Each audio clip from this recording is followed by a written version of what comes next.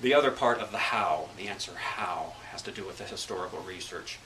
I won't go into that too much, but the most fascinating part of that was delving into the ship manifests, the old passenger lists of people who came from Europe and landed on the eastern seaboard up through about the 1940s. And all of this information is in the National Archives, much of which is available at the Mormon Temple up on Santa Monica Boulevard at their Family History Center. And there were 6 ships that were central to my family's immigrating to America, from Italy and from Poland. There's a very convoluted system of locating your ancestors when you do it the old-fashioned way at the Family History Center up at the Mormon Temple. I don't want to go into it too much, but basically everything comes down to knowing the name of the ship that your ancestor came on. You can't search by name or by date or even by year. You have to know the name of the friggin' ship, which is a real pain in the butt. It's comparable today to knowing what flight number you came on an airplane, you know, and who's going to share that information with your immediate friends and family, let alone your children and grandchildren. You know, Michelle, I just came back from Europe last week. Oh, really, John? What was your flight number? It's not going to happen. But nonetheless, this is what makes sense for the shipping lines, just like it makes sense today for the airlines. So there was, they created this series of databases that you need to go through, one leading to the other, to find your person. But it all is based around the name of the ship. Well, I used that convoluted process, and I eventually found 5 of the 6 ships that were central to telling the family story. And the one that I could not find was the single most important one, of course, because it was the very first one containing the very first member of my family who arrived in 1902. Just couldn't find it, was pulling my hair out, and of course, since it was the first one who came over, there was this great big mammoth hole right at the beginning of the book, which is not very promising, and that bedeviled me for about 9 years. You better believe it was, yeah. It was pretty funny. The big breakthrough came just over a year ago when I was in New York, and I had a free day, and I decided to visit Ellis Island, which happens to be one of probably my all-time favorite museum on planet Earth. And they have a family history center there too. And I saw that they had a new computerized database. I thought, okay, I'll just quickly go and corroborate all the information I already think I know about the other 5 ships, so I typed in everything. Turns out you can search by name and by year all of a sudden, thanks to Lee Iacocca, that great Italian-American, and a few other major philanthropic donors. So I corroborated everything, and I was putting my stuff together and getting ready to leave, and I thought, well, wait a minute.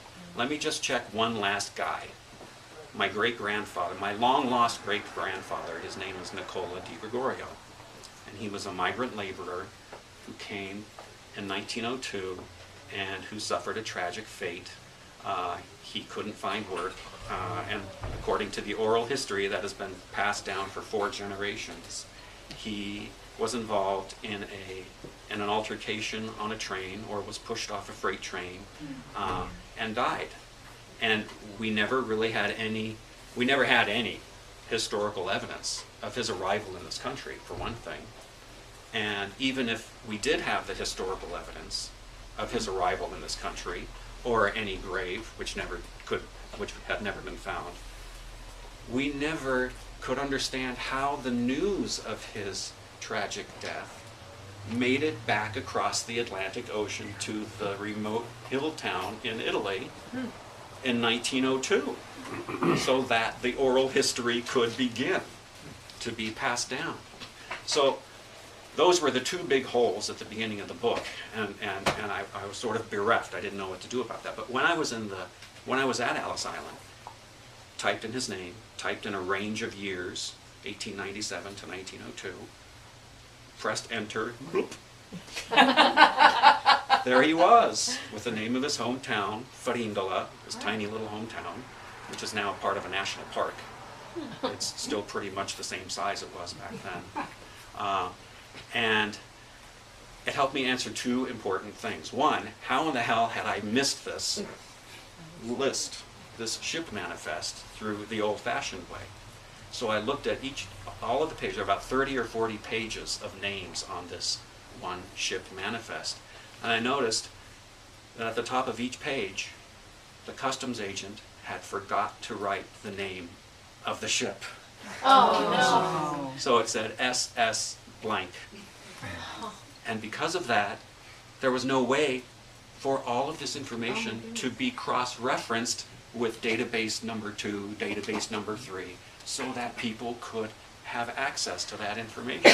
So the information, the historical evidence had existed for more than a century, but it had been completely invisible.